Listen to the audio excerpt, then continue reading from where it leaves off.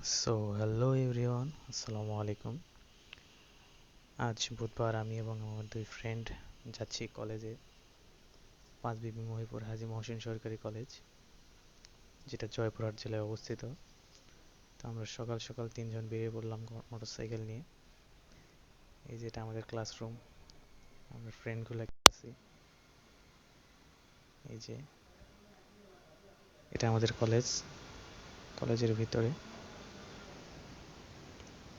বহুদিন পর, ঈদের পর ফার্স্ট টাইম কলেজ গেলাম।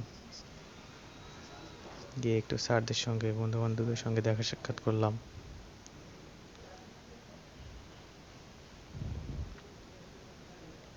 আসার পথে এই যে দোকান থেকে খাবার খেয়েছি আমরা, সিঙ্গারা মিষ্টি, কিছু পেঁয়াজু এবং স্প্রাইট নিয়ে